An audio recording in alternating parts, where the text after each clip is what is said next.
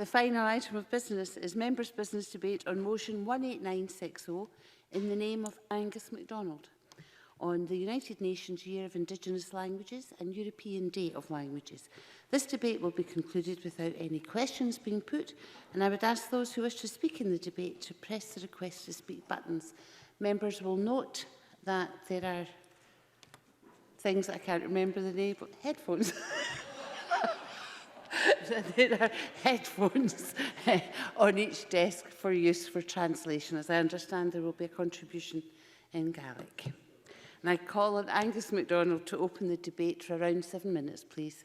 Okay, thank you, Presiding Officer. I'm delighted to be able to bring this debate to the Chamber this evening, and I'd like to thank colleagues from across the political spectrum for ensuring my motion received cross-party support, and you all know who you are. From 195 countries in the world, it's estimated that there are between 5,000 and 7,000 different languages spoken, and around 60% of the world's population speak more than one language. So it's clear to see why the United Nations designated 2019 as the Year of Indigenous Languages, with the aim of highlighting the cultural importance of Indigenous language and the impact loss of languages can have while the language of dominant culture takes over. Also, my motion refers to the European Day of Languages, which has been held on the 26th of September every year since 2001, raising awareness of Europe's rich linguistic diversity. The Council of Europe decided that this must be preserved and enhanced while identifying the need to diversify the range of languages people learn to include less widely used languages, resulting in plurilingualism. The key message of European Day of Languages is simply that language skills are a necessity and a right for everyone. Now, the language we've used over the centuries has shaped Scotland's rich cultural history and is largely responsible for the image we, as old and new Scots, want to show the world. Scots is the nearest linguistic neighbour to English and has been spoken and written in Scotland for hundreds of years, and it has survived against the odds. Not just the removal of the Crown to the south, the introduction of an English language Bible and the prorogation for 300 years of this Parliament, but also a long campaign of hostility towards Scots and Gaelic from educators and the elite. And as a Hebridean, I have to admit I have trouble forgiving the actions taken by the establishment in the past against Gaelic. But like Gaelic-speaking children, Scots-speaking bairns were also subjected to multiple indignities for speaking their language, including physical punishment. Thankfully, we now see many efforts to sustain and support Scots with cultural production at a higher level than ever, and more people confidently speaking in the language they have inherited from their forebears. But hailing from the Isle of Lewis as I do, Gaelic, I have to say, remains the language closest to my heart, although clearly Scots comes a very close second. Unfortunately, Gaelic is considered as definitely endangered by UNESCO based on the reduction of learning Gaelic in the home as a mother tongue. And I'm probably a victim of that.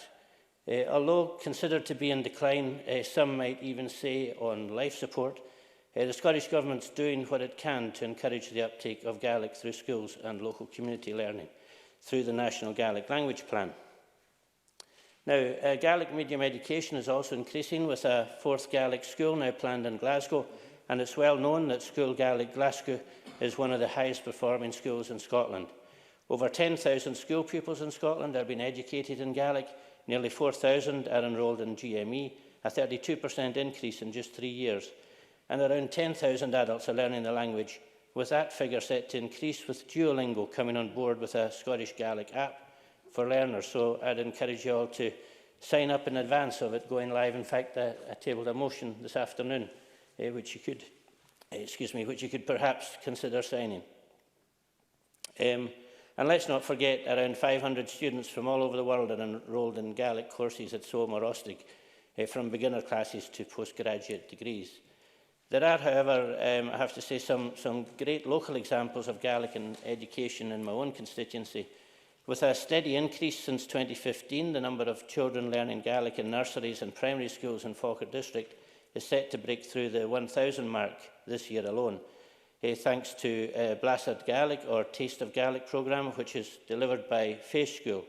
the formal education strand of one of Scotland's most successful arts organisations, Fashion and Gale. Just last week, I visited Cairn Primary in my constituency, part of the Larbert cluster, to see at first hand the Gallic sessions delivered by Fashion and Gale tutor Ailey Cormac. And I have to say the enthusiasm for Gaelic from the primary 1 to 3s was so infectious and a delight to see.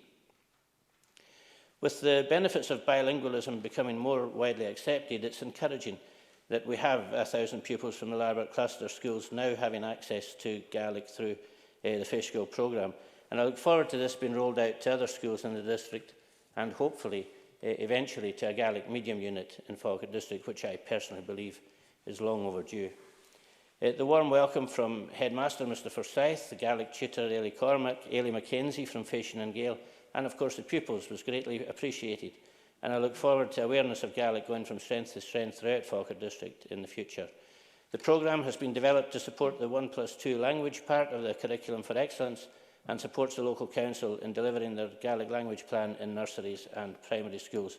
And the programme is delivered in schools throughout the country where there is not already a GME offering in place, meaning the language is reaching a wider audience within various regions.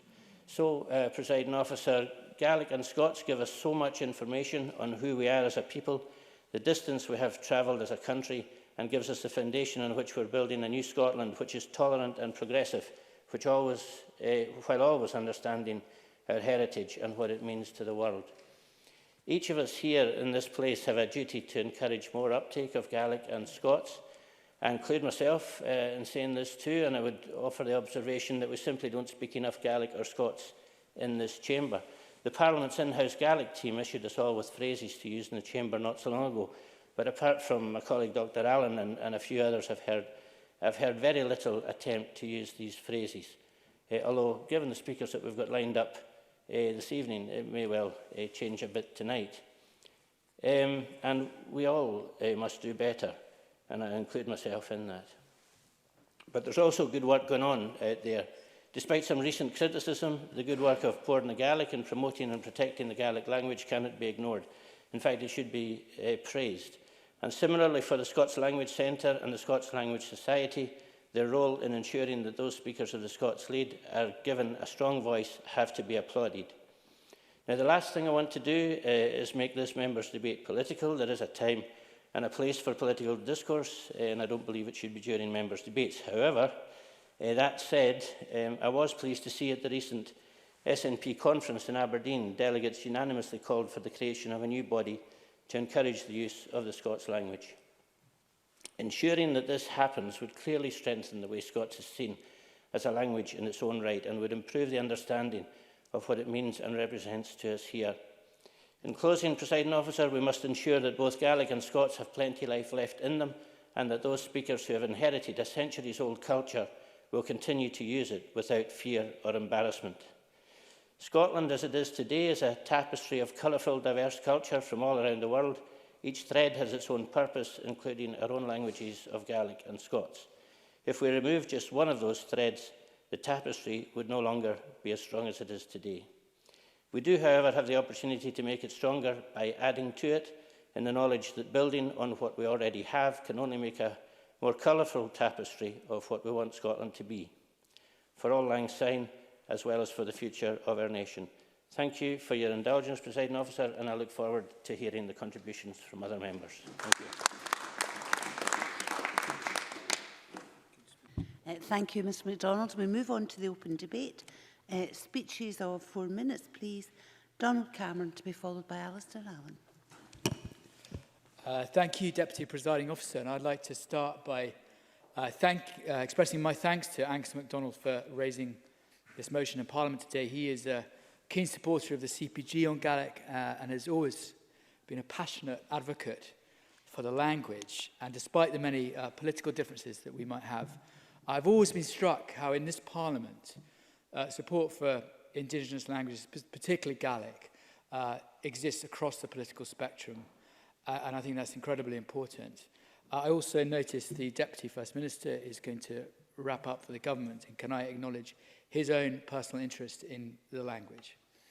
I've the great privilege of representing the Highlands and Islands, which is, of course, home to most of the communities who speak Gaelic, although not every community. And Angus Macdonald spoke about how Gaelic is gaining ground in the Central Belt in his constituency. And it is the language, though, that I would like to focus on tonight. From my own personal experience, I tried to learn Gaelic at night school in London and in Edinburgh, and I attended Solomon Ostig, albeit a long time ago. But Gaelic is currently spoken to some degree by around 60,000 people, according to the last census. This ranges from fluent speakers to those learning a few words here and there. I'm not going to inflict my Gaelic on the chamber tonight, but can I warn the chamber that Peter Chapman is intending to speak in Doric and to listen out for that as I will. Gaelic has recently received exposure for people out with the Highlands and Islands and in East Scotland. And interest has increased in Gaelic language, songs, poems and names. And last month, of course, in Glasgow, the Mod happened, Scotland's best-known Gaelic festival. And I think it was the first time it had taken place in that city for nearly 30 years. The motion acknowledges the role of Bord na Gaelic and the work that it does to preserve and promote the language. It has been subject to some criticism recently, but I'm sure that it will meet these challenges with alacrity. Organisations such as the Common, the Gaelic, the Fish and the Gael, MG Alap and many others should be commended for their efforts to widen people's exposure to the language. But like many other Indigenous languages across the world, as Angus Macdonald pointed out, Gaelic is under threat when it comes to being used by people as a conversational language. And despite all the work that's going into its preservation, its promotion, I think recently Professor Conker O'Gilligan, the director of the Languages Science Institute at the University of Highlands and Islands, has warned that the language is coming close to collapse. And in an interview, the professor told the Guardian newspaper that policies currently being used in Scotland maintain a focus in promoting Gaelic amongst new speakers. But what he also said, or I think is important to note, that we must also concentrate on those who are already fluent and strike a balance between new learners and those who are already fluent so they can pass it on from one generation to another. We know that BBC Alapa has commissioned or created some £160 million worth of Gaelic television, but more could be done. And if we look at how popular foreign language television programs like Bron, The Bridge, or Les Revenants, The Returned, can be, these programs are proof that a series doesn't have to be in English to attract an audience. And it would be remiss not to point out the huge success of Bannon, the Gaelic language program produced and aired on BBC Alapa, which has now been also shown in North America and Scandinavia. Deputy Presiding Officer, I'm aware that Angus Macdonald's motion is also in praise of the European Day of Languages, and I'm sure that we would all agree that whatever language people take up, they are of benefit. As I've indicated, an important aspect of learning any language, particularly an Indigenous one, is the doors that it opens. So can I thank him once again for bringing this motion to the Chamber, celebrating both the UN Year of Indigenous Languages and the European Year of Languages, Day of Languages rather, and it's right that we mark them. And as he said, Indigenous languages aren't in competition with each other, but together we can ensure that they survive and thrive. Thank you. Alistair Allen, followed by Rhoda Grant. Of really tapel en zich het al mag neus talig, hoe het ketterson en jespet shaw en Jew, a tos korm goeie nulle, daar het goeder mag harrig, ik kan nu aan. Laan en kanen, ik kan nu nog jaarpug, ik is blionen en kanen doegezag, ik nadoegen een eunichtje. Gemeen orsten nog bij kutsch en serieus shaw fijnjach kast, karson een kummer, vuch macht mahers en bij a brian barach gyda nhw chanan. Gyda ha da chanan os natrach gylior agos afastioch idd fiog an tŵl. Mae'r gydwch eisiamter gen afastioch sy'n, fa mi yd bor trene ydyr y frwysel agos Luxembourg ddysach yddash.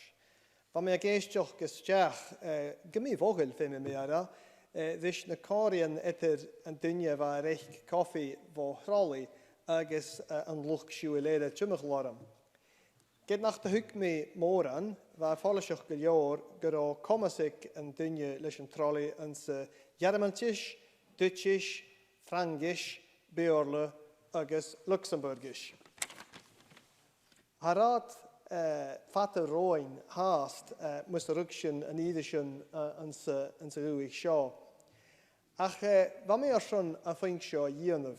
Ha kielaun etter alpe a ha foskeltje gukanin geleer agus an spéise hakin maar guig schon na kanan duchas a hakinje. Ha sin 4 a huv na Gallic agus a huv alpish an an doin etter jallichtje. Maar de hoeste meisje dalig heen, ha mi talichtje a gevel tar ha ma tachast an a soon na Gallic. A misk immer toch rotele bi Duolingo, en tjedevish is loinje smoa en zijn tool or son toon ha kimstig kaning, a tasig koers a Gallic a gahier. Maar moren a gummust i de han en sa parliament shaw a misk aatje genele. Ha tar aan de yeon of haast geta, ha mi a kur faltje chwiel, is na skaltjen, agus innetin Gallic a ha fastloog, agus a gopud saar va, agus a nopud saar va a ha de gion of son na chaning. Ma ha biar na haast, sé gevel fémor haast it shirvision trovi in na Gallic, an sa chairs noch, agus a me kritsin gro meister Cameron gen of anu foink. Ha sin 4 an reiltoch, agus ans na helenen kuju. Fémission Gallic an jaarstoch tuve mui na skala kutjoch, agus gan de hulletun je lesje Gallic ha an tjachgeroch shaw suljer, kleach no kaili. Of really, be dinges en be ha levere an dele geel, a fechken gevel a larig lienschen, a kummel soel, gemaak hier in een annulus of is de nachgur, ons na menen haast, men de Gallic go aum. Ha voorgoedje aan een alpe, geta teichkel rinne Gallic, agus shibdishuk doele a haun, noire ha kutjeken a school skutel, me heinigen raaj, no me skaltjen Gallic, agus mar shun de roost. Je gannes me gemohel me in shun. Wel ha apperst ons de Gallic, shun toen je hou kiri, a vi fat het falle voet. Bjarlum an a hurstu. Ach ha hurst an se roin tu jakemse. Agus mar shun, ma ha na biachken akket, ma ha na biachken akket men de Gallic, gidoch fuidoch fe de velu tapelat. Ha alpe teichkel de Gallic, di alpes, agus di soel par a vel doen je foskeltje an de hulle kanen, agus a hulle kulter han. Thank you, Mr. Allen. Can I apologise to the Chamber? There appears to have been some problems with the feed, but I know that Mr. Allen has provided an English translation as well as the Gallic, and so we can read the official report tomorrow to get the full flavour of what he said.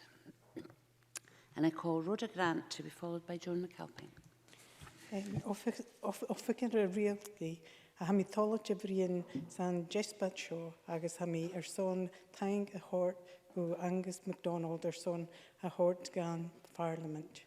Presiding Officer, I'm pleased to speak in this debate and I wish to congratulate Angus Macdonald for bringing it to the Parliament. I welcome the recognition of Indigenous languages that this year is being recognised as a UN Year of Indigenous Languages and that the 26th of September has been marked as European Day of Languages. Times have changed. A generation ago, Indigenous languages and dialects were frowned upon, indeed they were discouraged. And now, so close to losing them, we begin to see their worth. The people's history and culture was never written down. It was handed down in stories, poems and songs. And if we lose the language that holds that information, we lose our culture and heritage too. At a time of austerity, when essential services are being cut, people question spending on things like promoting language, and indeed the Gallic language has faced such threats. It's not life and death, and when life and death services are being threatened, I can understand that questioning. However, people don't question funding for museums and historical buildings in the same way. Why is language seen as expendable? The late John MacLeod was passionate about achieving UNESCO status for intangible culture and heritage for Gallic. And UNESCO lists intangible culture and heritage, including oral traditions, performing arts, artisanship and the like. And John wanted this recognition for Gaelic, not only for the language itself, but also for the culture and heritage it holds. And he believed this could be focused in the Western Isles, where there are the greatest number of speakers. However, the numbers there are dwindling too. So therefore, to have a focus on the language is important. And I'm proud that this Parliament passed the Gaelic Language Scotland Act in 2005, securing the status of Gaelic. Sadly, there appears to have been little progress since. Indeed, the number of speakers continues to fall. So we must redouble our efforts to preserve it. The 2005 Act established Board na Gaelic as well, and it's clear that there are problems with the board, and some of them placed at the door of the Scottish Government, and this must be sorted and sorted quickly. At a critical time for Gaelic, the focus must be on protecting the language, and we must promote the language and its use. A fitting legacy for John MacLeod would be that we achieve that UNESCO status he campaigned for, and therefore we should redouble our efforts to protect it and gain that status. Presiding Officer, I've been learning Gaelic for a couple of years, and you'd be forgiven for not really believing that, given my opening statement. But hopefully, before too long, I might be able to deliver my whole speech in Gaelic, and that's an aim for me. But these things, while they're important, are simply window dressing. To protect the language, it needs to be the medium used for social as well as formal occasions. If we all spoke a little, it would help. So at a time where we're maybe looking forward to making New Year's resolutions, maybe we think how we promote Gaelic and how we maybe speak a little.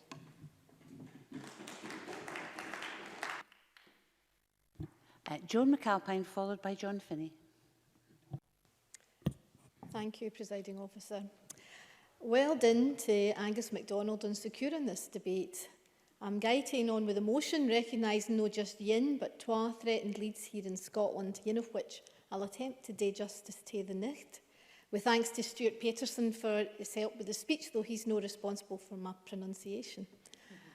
The motion gives good praise to the Dargo Board na Gaelic for promoting and growing Gaelic.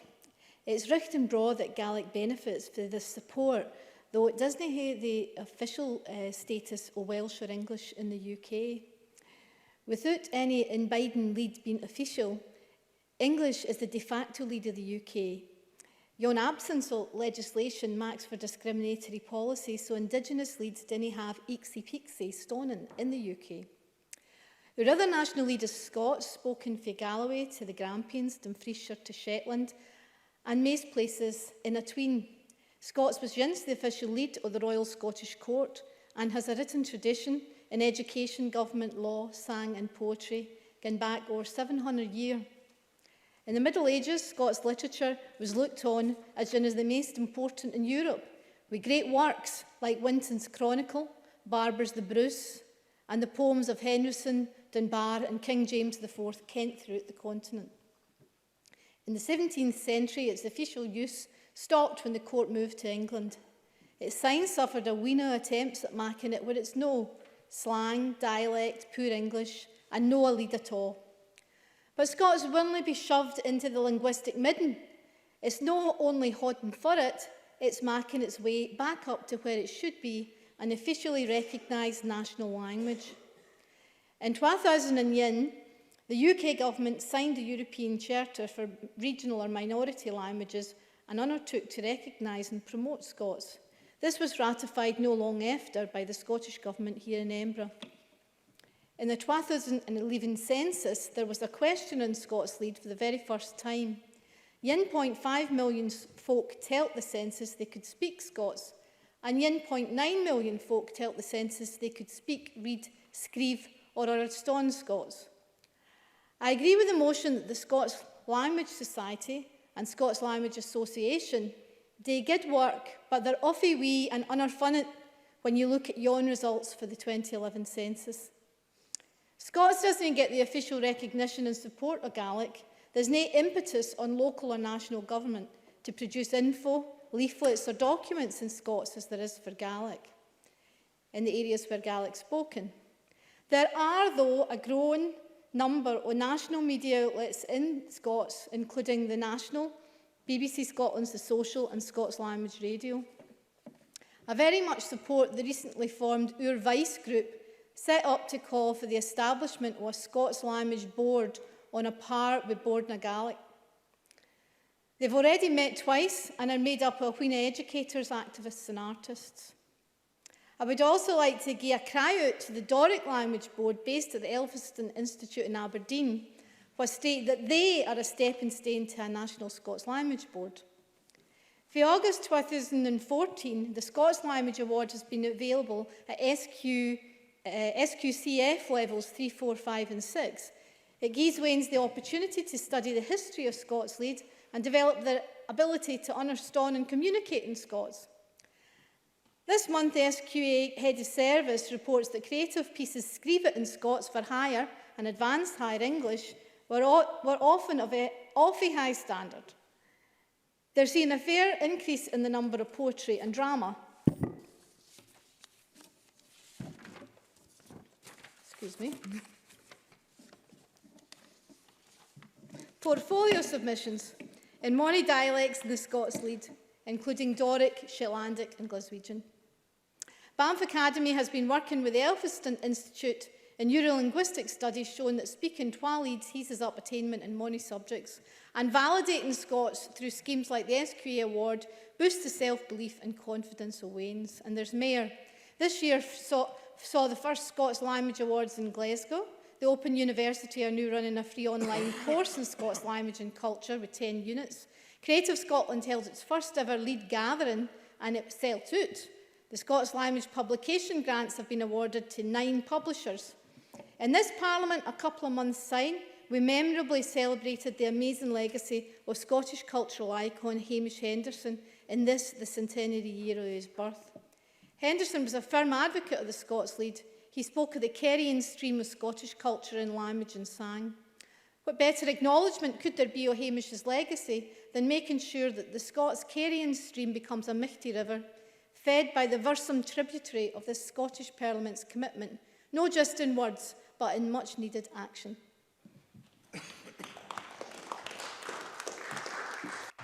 John Finney, followed by Stuart Stevenson. Morning time, Presiding Officer. Gavin Milishkal, Haach Bacon Gallic Acum Fee maybe Bierla Brian. Apologies too to the translator. I didn't say I was going to say my usual apology, which is that I have only a wee bit Gaelic, so I'm afraid you're going to get this in English.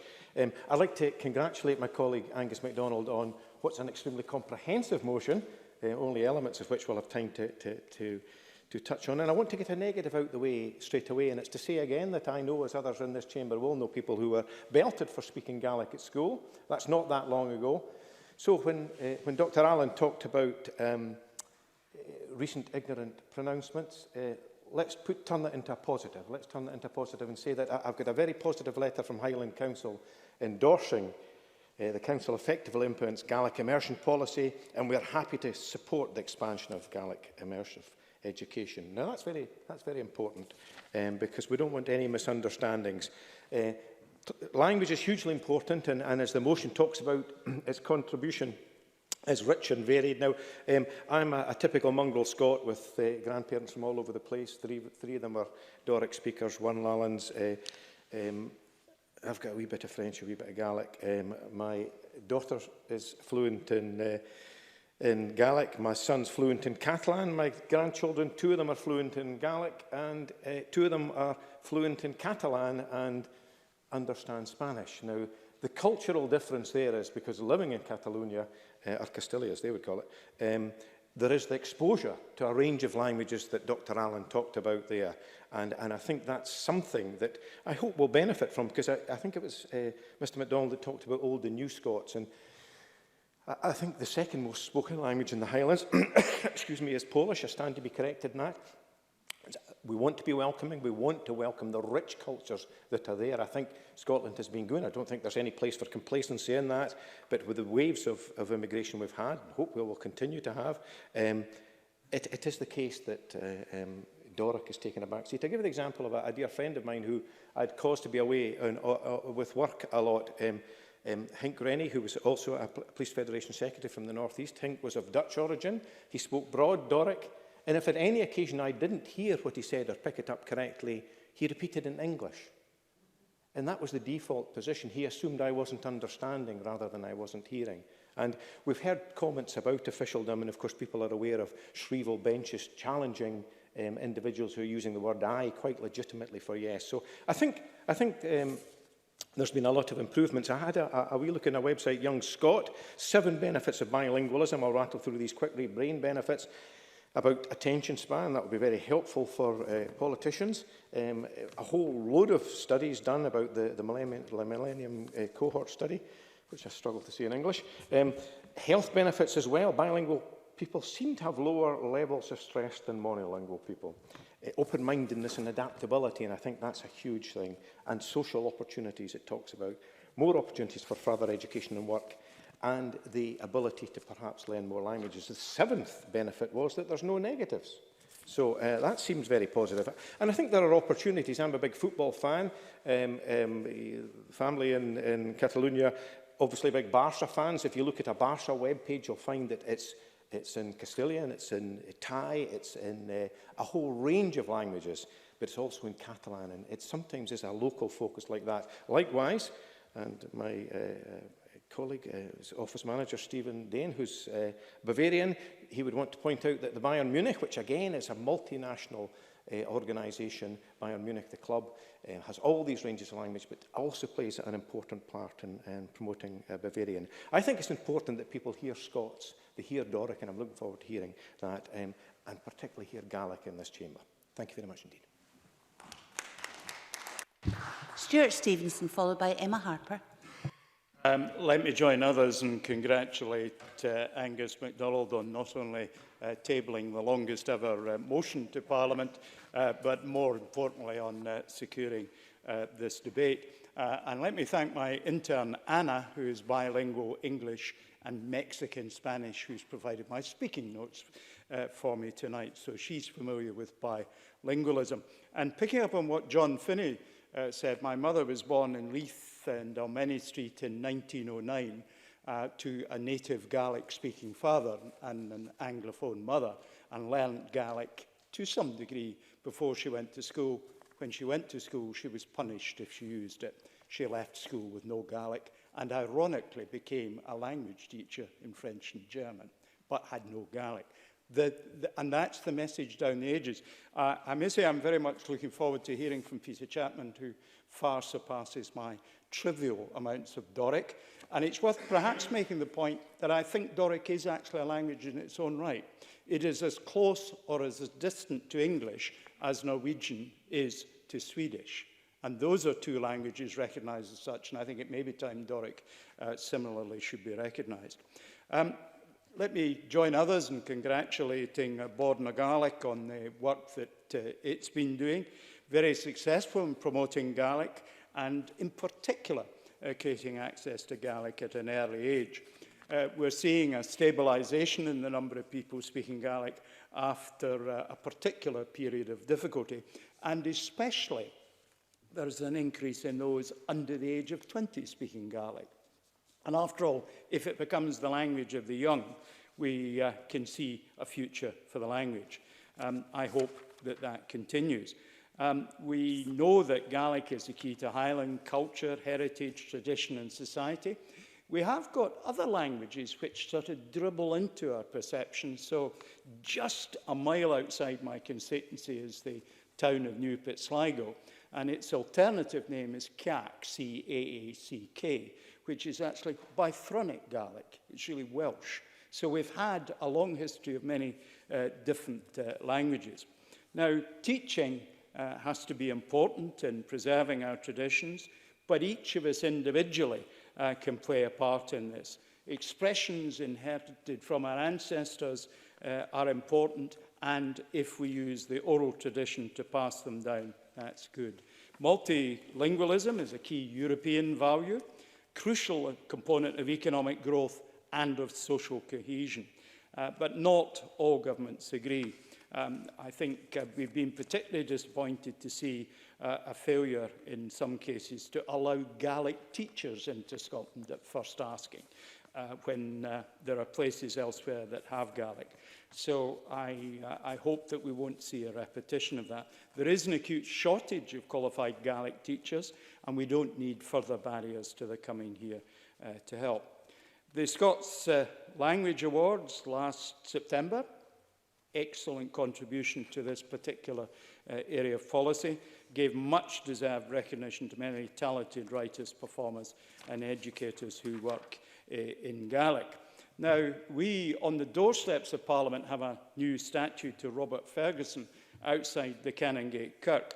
And I just want to close with one verse of a 9-verse poem by Robert Ferguson, which was published in 1773, and it is really directed at us politicians and our potential arrogance. It's called The Braid Claith.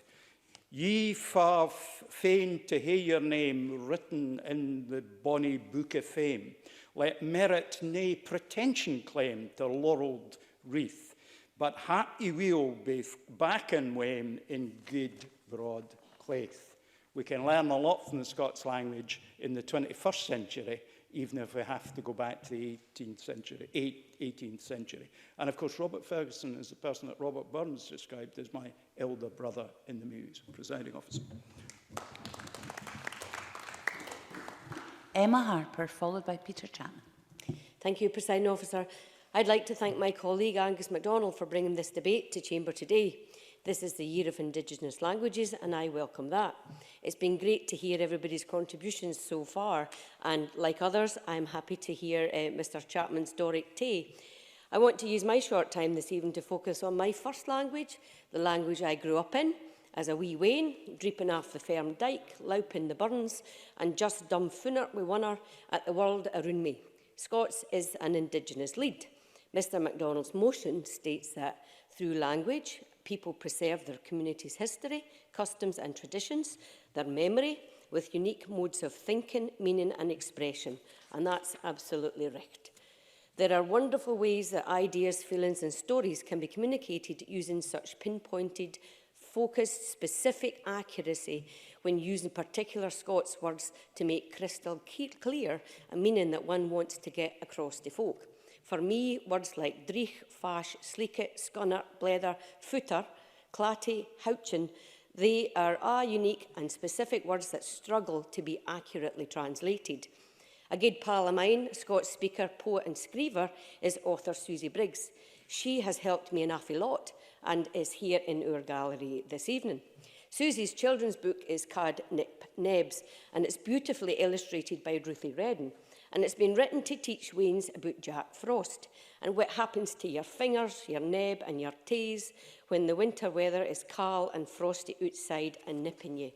Her new book is Nip Nebs and the Last Berry, and she couldn't have written it without funding and support from Curly Tail Books and the Scottish Government.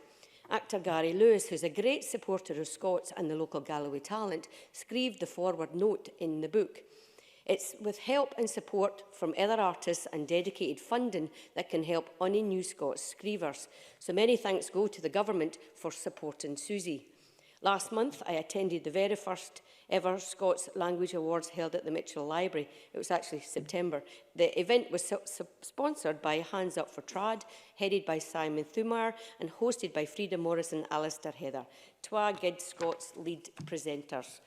The thought behind the awards was to highlight the Scots lead, bringing it further into the een of the public and media in its money forms. It was a wonderful night of poems, songs and clatter, and many Scots-speaking experts ably presented their personal work, and our folk supported ilk other. Angus Macdonald mentioned that last month at the Scottish National Party conference in Aberdeen, a motion by Jack Capner and Charlotte Armitage supporting the creation of a Scots language board was unanimously approved to acclaim. I was happy to speak supporting this motion. The motion asked that a board, similar to Board na Gaelic, which has been really successful in furthering Gaelic language, be established for our Scots lead. There's also a new campaign called Our Vice, and Joe McAlpin has mentioned this as well. And that's been created by Jack Capner as well, who's a braw Scots speaker. And Our Vice is a campaign for a Scots language board. They're campaigning for the statutory recognition and promotion of Scotland's second most spoken lead. And I'm happy to be working with colleagues in Chamber, Joan McAlpin and Dr Alistair Allen, multilingual Alistair Allen, to help re-establish the cross-party group for the Scots language in this Parliament. I've had broad support for Stuart Patterson and as well as that. And in this previous session, we had a Scots language cross-party group convened by Rob Gibson, MSP, and he's a good broad Scots speaker who hails from Wick. So I'd like to record and reflect my thanks to Rob Gibson for his work in the previous session to raise awareness. And basically, when I spoke to Rob recently, he's got a statement of Scots principles that I have here, but I didn't have time to read it out loud, but I've got a few copies if anybody wants you in. So, Presiding Officer, in conclusion, I just have one ask to ask the Deputy First Minister if the Government would consider taking further action to explore establishing a board for the Scots language. And once again, I thank Angus Macdonald for bringing this debate to Chamber today. Thanks. And the last of the open debate contributions is from Peter Chapman. I thank you, Presiding Officer, and I thank Angus Macdonald for bringing forward the longest motion that I've ever seen. Like Stuart Stevenson, I've never seen a motion as long as this. And for once in my life, I hadn't actually written a speech. I just thought I would stand up here and speak, and hope I can do that. And I'm absolutely delighted to have the opportunity to speak in my natural language. I was born and bred and brought up in a small Buchan farm in the 1950s. And all that I heard until I went to school was the Doric. And it was, you know, everybody coming about spoke a Doric. My mum and dad spoke a Doric. We didn't have TV in them days. I suppose we had a wireless, but I don't remember ever listening to it very much. So it was the Doric that we heard. And suddenly when you went to the school at 5-year-old, you weren't allowed to speak Doric. And you suddenly had to almost learn a new language. And it was tough going for us. And there's a story of the wee loony that had just been to school long enough to realise he didn't speak Doric. And I apologise for the language a wee bit, but it was the loony's language and not mine. And he came in a day after playtime and he was greeting. And the teacher says to him, "Oh, Jimmy, what's wrong with you?" "Oh," he says through his tears, he says, "Oh, please, miss, the big boys have pushed me over and I've torn a hole in the earth of my bricks." And the teacher gives him a severe look, of course, and he realises his mistake. And he says, "Oh, please, miss, what I meant to say is I've torn a hole in the arse of my trousers." So the Doric was frowned on, it was looked down on, and as folk have already said, it's in my day you got the belt if you didn't speak English in the school.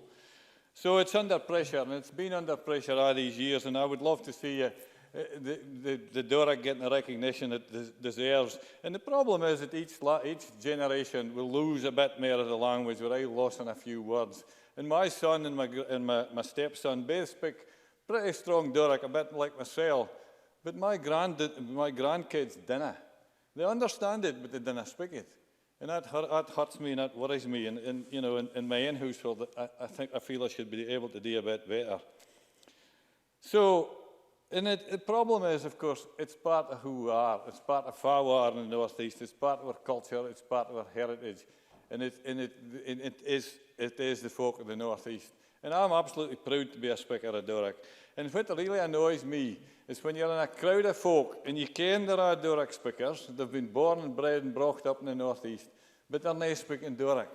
And it really annoys me that. They think it's better. They think they're seen to be better or cleverer or something, because they're trying to speak posh, and that annoys me a lot. And, you know, folk don't realise the quality of stuff, the quality of poetry, for instance, written in the Doric. There's some great poetry written in the Doric. I keep saying that there's poetry written in the Doric that would stand comparison with anything written in the English language. We've got folk like Flora Gary, J.C. Mill, Charles Murray, John M. Kye, Ian Middleton, just to name a few. They're great, great writers of Doric poetry. Ian Middleton wrote a heap of little smart bundles, he called them. Just one verse things. And one of them was, "My mother had grief and was putting on beef. And the doctor says, 'Nay, if sir butts, you'll stop eating fries and puddings and pies and go on to a diet of nuts.' Well, she thought she would try it, this monkey nut diet, but the remedies failed the disease. And now she's fair fizzing, 'cause her wake's getting risen. But boy, she can nae half climb trees." That's an Ian Middleton. I mean, that's a little short, funny thing, but there are some great poems written in the Doric as well. And if I've got time, I'm going to give you one more. I've already said that I get annoyed if folk try and speak posh when they're among our own folk. And that's Kent in the northeast is speaking pan loaf. If you're speaking pan loaf, you're trying to speak posh. And Peter Buchan, a skipper Peter Headherber, it was a skipper of a fishing boat. He wrote a lot of great stuff. And he wrote a poem called Pan Loaf. And it was making fun of these folk that try and think they're better by speaking English when they should be speaking their own language. And the Pan Loaf goes like this. There are among us those who fain would treat with scorn and great disdain, and gain the slightest chance would hain the Doric phrase. To hear them speak, you'd think that they were born 500 mile away, instead of tween Burnhaven Bay and Yogi's Braes. They think it impolite to say, if in freen meets freen, fit like a day. Oh no, that's not the proper way. It's how do you do? At phrases sick as ours they scoff, they toast their heads and speak pan loaf. They dinna host, oh no, they cough. Their bleed is blue. But drop a hammer on their feet, or stick a needle in their seat, you'll get the Doric pure and sweet, aye, rich and rare. If they were recht, they'd need nae shock to gar them speak like Buchan folk. There wouldn't be the lachan stock that knew they are. Presiding Officer.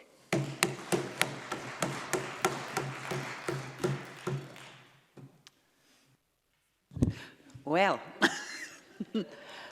I have to say, if we really want to hear the Cabinet Secretary, I'll need to have a motion without notice under Rule 8.14.3 to extend the debate by up to 30 minutes. Can I invite Angus Macdonald to move that motion? Thank you very much. The question is that the debate be extended by up to 30 minutes. Are we all agreed? That is therefore agreed, and the floor is yours, Cabinet Secretary. Presiding Officer, Parliament could have saved me from having to follow Mr Chapman if it hadn't agreed to that timely motion from Mr Macdonald, and I heartily congratulate Mr Chapman on a wonderful rendition to Parliament this evening. Can I congratulate Angus Macdonald on bringing forward this debate on the UN Year of Indigenous Languages and the European Day of Languages. And it's an enormous privilege for me to hold ministerial responsibility for Scotland's languages, and it's a responsibility that I take very seriously, and I'm delighted that Mr Macdonald has brought forward a debate which gives me the opportunity to participate on these questions this evening. Mr Macdonald talked about his own Hebridean roots and the challenges that past actions have served to make it more and more difficult for individuals in Scotland to maintain and continue the linguistic traditions of our country, and the energies that are now being put in by a range of different organisations led by the government to ensure that we overcome these injuries of the past and that we preserve and nurture our Indigenous languages is a central part of the government's agenda. So I very much welcome the extensive motion that Mr Macdonald has put on the record this evening and the contribution that colleagues have made around the parliamentary chamber tonight on this important question. The Government welcomes the UN resolution proclaiming 2019 as the International Year of Indigenous Languages and appreciates UNESCO's work as the leading organisation on this subject. The Scottish Government sees the themed year as an excellent opportunity to further promote and preserve our Indigenous languages, which play an important part in Scotland's culture, our heritage and also in our future. The promotion of Scotland's Indigenous languages and dialects is an important component of the Scottish Government's international engagement activity, and in support of the themed year, the Scottish Government was the first home nation to sign up as a friend of the themed year, and our partners have prepared a programme of events to contribute to this. Over the last 12 months alone, our offices in Berlin, Paris, Brussels and London have all supported events aimed at celebrating Scotland's linguistic richness, and going forward we will continue to invest in policy exchanges and cultural collaborations with international partners.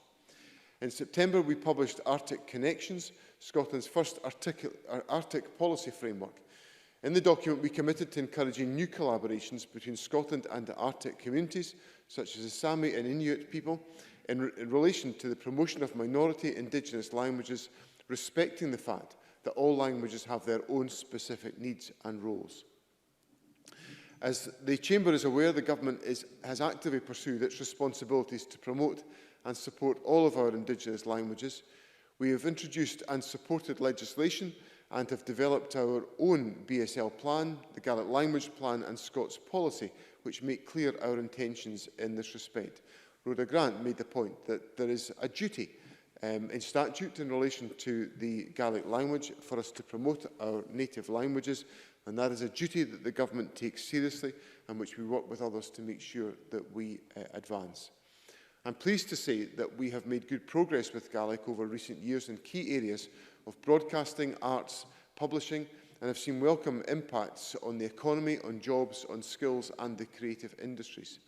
The gains made for the Gaelic language have been impressive. We have a successful Gaelic medium education sector operating within Scottish education. We have an increasing number of Gaelic standalone schools. We have a dedicated body Storlan set up to provide resources and support for teachers and pupils. We have also benefited from the establishment of a Gaelic TV channel. This has been a success and has transformed broadcasting in Scotland. We have a Gaelic arts sector which punches above its weight and without question enriches the cultural life of Scotland. 12 years ago, Bordna Gaelic was established with statutory duties to promote the Gaelic language. We have seen, and Rhoda Grant referred to this issue, and Donald Cameron likewise, some issues of concern about the performance of Bordna Gaelic. I can assure members that these issues are uppermost in my mind, and the government is actively working with Bordna Gaelic to address these issues. We have excellent teaching and research in the Gaelic departments of our universities, and the Scottish Government has passed, with all parties' support, strong legislation in support of the Gaelic language. An increasing number of local authorities and public bodies have Gaelic plans which list their commitments to Gaelic. Having said all of that, there is still, however, and the issue was referred to by Mr Finney and also by Dr Allen and their contributions, there is still a challenging agenda which doubts and debates the wisdom and the value of many of these actions to try to protect and nurture the Gaelic language. I believe this is, well, it's a matter of fact that this is a statutory duty for us to do this, but I think it's a moral duty and a moral imperative on all of us to encourage the promotion of our Indigenous languages, and the Gaelic language is one of those languages that merits the support of all of us. So we have made progress in taking forward the support of the Gaelic language, but I recognise the necessity for us to put more impetus into that agenda. So to add to all of the activities that I have cited, I established the Faster Rate of Progress initiative in 2018. This brought together 24 public authorities with the clear aim of agreeing a number of measures which will allow improvements in support for the Gaelic language to be realised to ensure that the vision of the Gaelic National Plan is achieved. We established 5 work streams with priorities and challenges to take forward the support of the Gaelic language. These cover digital learning and media, the economy and labour market. I was stunned at the Faster Rate of Progress initiative that 2/3 of international visitors that come to Scotland wish to have some experience of the Gaelic language during their visit to Scotland. That is a massive economic opportunity for our tourism sector, and one that we have to sustain and nurture the Gaelic language to support. The priorities also focused on community engagement and on participation, usage and learner support. And in this respect, the comments that Mr Donald Cameron made about the importance of supporting use and utilisation of the language, a point also made by Dr Allen about the importance of ensuring that there is community utilisation and utilisation of the language within our public services, really important observations to reinforce the work that we're taking forward. And indeed, I would commend Corlia and Share for the work that they're taking forward in partnership with Hans Ann's Enterprise on developing a community approach to encouraging greater utilisation and usage of the language. And the final area the final work stream of this programme was in relation to the recruitment and the retention of teachers in Gaelic medium education, which I view as central to encouraging further developments in the Gaelic language. We will, of course, explore all the implications for the curriculum at all stages to ensure that we are supporting the development of the Gaelic language. Now, Rhoda Grant made reference to her assiduous work as a learner of the Gaelic language, and I am not a Gaelic speaker, but I have endeavoured to express myself in the Gaelic language where I have the opportunity to do so and where I felt that appropriate. And I most recently delivered a reasonably significant proportion of my opening address to the Royal National Mod in Glasgow in the Gaelic language. And a member of the public who was there very kindly wrote to me afterwards, expressing her appreciation of the fact that I had done that. She knew I wasn't a Gaelic language speaker. But I want to place on record how much I appreciated the encouragement that that member of the public expressed to me to continue in my work to express a proportion of what I'm thinking in the Gaelic language. It is a challenging language to learn, but I was deeply touched by the fact that a member of the public took the trouble to write to me to express that support and that encouragement. So supporting individuals to learn the Gaelic language is crucial in this respect. A number of colleagues, Joan McAlpine, Stuart Stevenson, Emma Harper and Peter Chapman, have talked extensively around Scots and the Doric, and the culture of our country is inextricably linked to the Scots language. Last week, just last week, I visited Hill of Beath Primary School, just near Cowdenbeath, and the young people from the school come from a community which has a deep tradition of expression in the Scots language.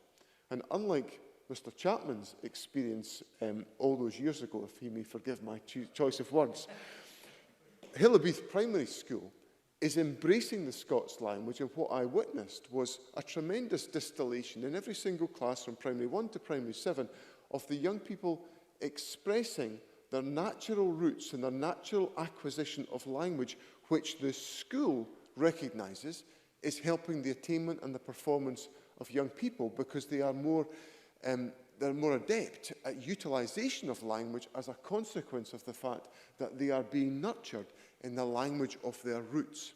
And the artistic and cultural expression that came from that experience was absolutely marvellous. I saw many of these aspirations also reflected at the Scots Gathering event, which took place at the end of September in Glasgow, which I had the good fortune to address and which was referred to by Joan McAlpine. And I will give the commitment to Emma Harper that I will look carefully at the proposals that have been brought forward to establish a board in relation to the Scots language. The government looks carefully at all suggestions coming forward to advancing and developing the native languages of our country. Scots song, poetry, literature and drama have a strong tradition, and Scots can also be seen to influence more immediate aspects of modern life through television and film, and the increasing popularity that is expressed through social media activities. All of these activities and areas need central government support, and I'm pleased in recent years we've increased the Scottish Government's support to a variety of Scots organisations that are supporting the language and opening up access to those who wish to engage and use their mother tongue on a daily basis. President Officer, could I cover one last issue before I conclude my remarks? And that is about the point that was raised by Mr. Finney, in which he made reference to the 7 benefits of bilingualism. And this relates to a very broad question about the learning of languages, facilitating cultural awareness, enabling individuals to make proactive connections, and also enabling individuals to enhance their learning attributes as a consequence of having that foundation in bilingualism. And that aspiration lies deeply at the heart of the government's 1+2 languages agenda, which is about encouraging multilingualism within our society. And we have we've expended over the last 6 years over £30 million to local authorities to develop this approach throughout the curriculum in Scotland's schools. And these actions to encourage multilingualism complement the work that is taken forward to enhance and encourage the use of Gaelic and Scots. There is much to celebrate in the linguistic traditions of our country, but there is also, and I'm seized of this point, much to do to ensure that we live up to our commitments to our forefathers and mothers, that we have done all that we can to protect languages that are part of our identity and our history and must be part of our future in the years to come. Well, the debate's ours, so I'm shutting down the day's gathering.